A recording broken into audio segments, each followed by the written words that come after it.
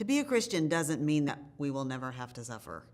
I think sometimes we have the idea that once I join myself to Christ, somehow he is on my team and he's going to protect me from anything hard happening, when actually the Bible tells us over and over again that we should expect to suffer. God doesn't save us from experiencing the brokenness of this world. But there is something else. There is a promise in the midst of this suffering that we will experience, and that is that our suffering is never meaningless. It's never random. And we tend to look for big kind of answers that are very personal, very singular in terms of that question why that we all have when we suffer. God, why did you allow this to happen to me? And sometimes we look out there all over to find an answer to that question why, when the scriptures themselves have lots of answers for us in terms of why. And I could go on and on about this, but let me just flip a few pages in the Bible and we'll see that God provides some answers to why. I'm in Hebrews 12, which talks about how God disciplines us, and it says that discipline is for our good. And then it describes actually what that good is. It tells us in Hebrews 12:10, for the moment all discipline seems painful rather than pleasant, but later it yields the peaceful fruit of righteousness to those who have been trained by it.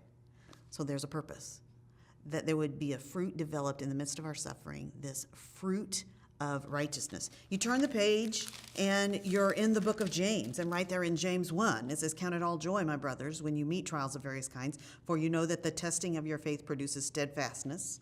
Let steadfastness have its full effect, that you may be perfect and complete, lacking in nothing. So in other words, your suffering is actually going to cause you to become complete. In other words, completely mature. Now, we have lots of other methods we hope to become mature in Christ.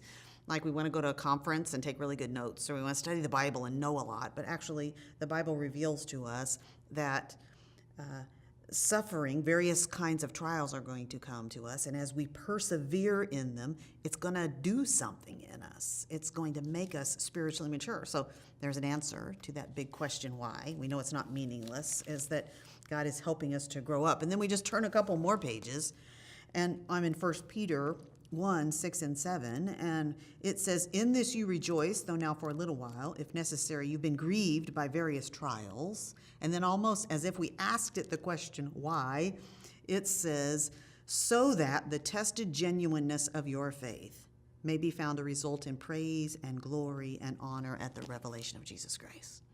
Suffering gives us the opportunity to find out the faith that we've given lip service to is the real thing, that our faith is genuine, but then is that final incredible purpose, and that is that our faith in the midst of difficulty and our response to the suffering in our life actually results in praise and glory and honor to Him. What a purpose in suffering.